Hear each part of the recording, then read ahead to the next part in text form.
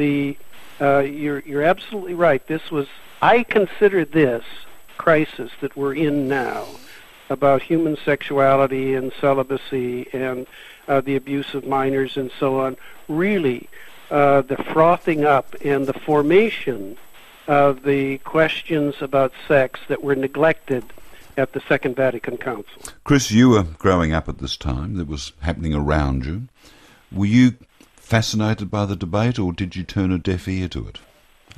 About contraception? No, the whole percolation of issues in Vatican II. I turned a deaf ear to it because I thought the Church had spoken much too loudly, too long about sexual matters.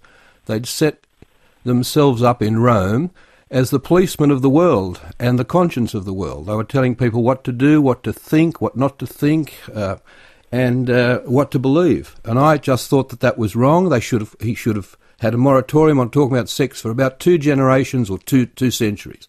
It's a mess now, and in a sense they've brought it on themselves, I believe. Telling everyone... What are you saying to us, Chris, that you think even now it'd be better to let the thing simmer down rather than keep poking at the fire? No, what I think it would be better to do for the Church to try and present an image of humanity, because after all, that's what priests are. So take the focus off sexuality onto humanity. For priests. Capital H. Yes. Yeah. And to present themselves as sharing a common humanity with all the problems that involves. The bishop in Rome now has said that the answer to the present crisis is more discipline. Well, I presume he's not talking about the lash.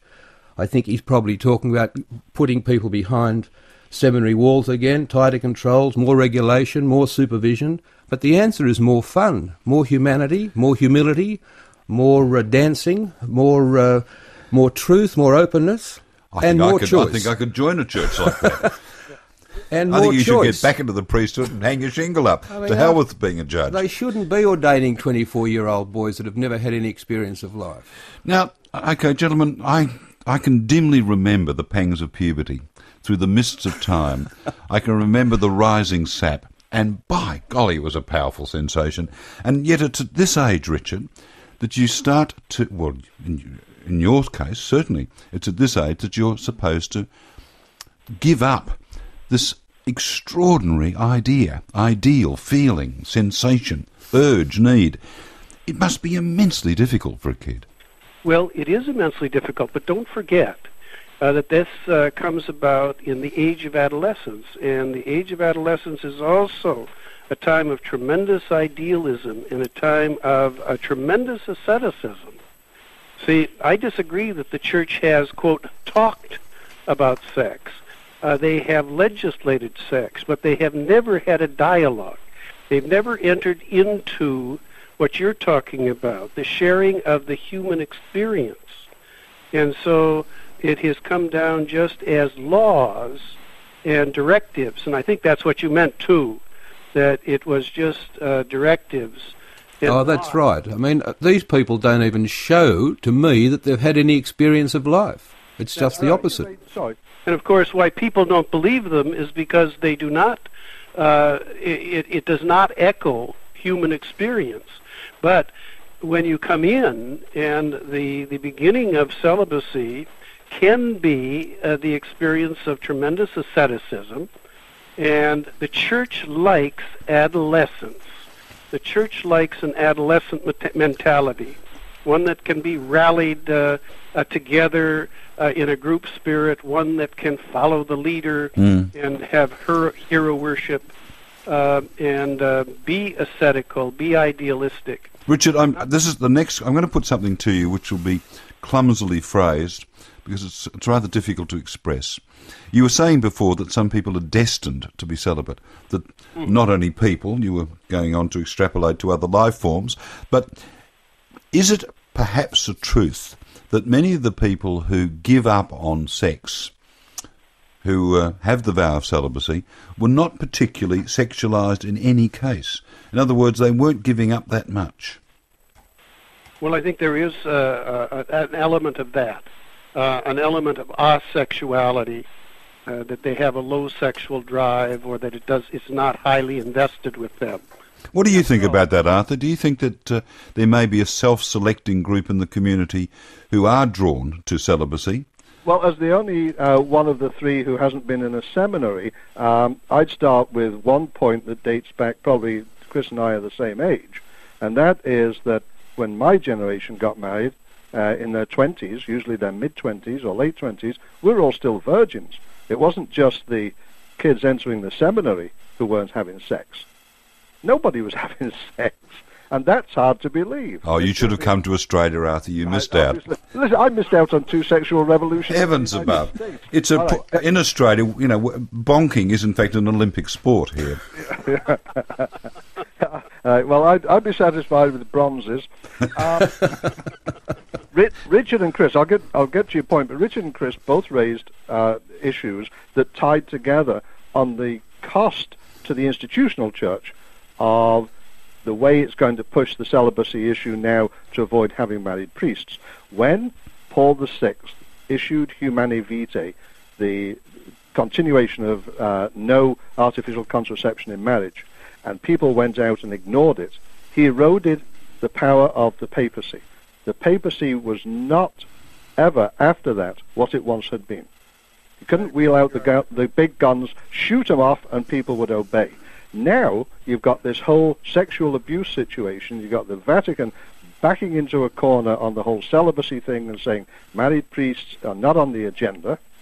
And this whole package, particularly the sex abuse and the response to it, is eroding the power of the bishops. And so the leadership is disconnecting its authority from the people it helps to lead. It's like the Deutschmark during the war. Yeah, it simply can't order them. Now, in terms of the sex drive and what it's like in adolescence and what it must be like facing a seminary, there are some people, I think, can climb mountains on their own. They don't need the team. There aren't many of them, but they can do it. So I think there are some people who can be happy and chaste. Now, whether it's a predisposition, whether it's physiological and they don't have a sex drive, I don't know. I've met single-minded people in all fields, and on the political right and the political left, you find people who will sacrifice their families for the sake of where they're going. Well, if you can sacrifice your family for where you're going, maybe you can sacrifice sex for where you're going. You're listening to Classic LNL and a conversation about celibacy, originally broadcast in May 2002. With me was a very distinguished triumvirate of people, some of whom have actually practiced celibacy from time to time. Richard Sipe, author, psychotherapist, former priest, speaking from California. As was Arthur Jones, editor of the National Catholic Reporter in the US. And in Sydney, Chris Geraghty, author, another former priest and theology lecturer, and a judge in the New South Wales Compensation Court. Now, you've raised the current crisis, Arthur, so let's now look at that. Richard, the Church is engulfed in a crisis in the US, in Ireland, in Australia, all over, because of the widespread allegations and proven cases of sexual abuse by clergy. No, not just in the Catholic Church, although it seems the Catholic Church has the biggest problem. Now, we've got to confront this old argument. Does celibacy provoke this problem? Well, I'm going to just say that this problem is the crisis is absolutely monumental. I don't know of anything historically in the last several hundred years that can match this. And I agree with Arthur that what has happened is that there is no credibility any longer, at least in matters sexual, in the hierarchy. And that, along with the money, has caused, it's kind of like a perfect storm. It goes on and just whirls around. So the focus of this started out with sexual abuse of minors. And it started out with these individuals who did these horrendous things to volumes of young people, boys and girls, several hundred victims sometimes. But what's happened is the focus now has turned on to the system underneath that has perpetuated and fostered and produced sexual abusers to a degree. Richard, I want to pull you back, though.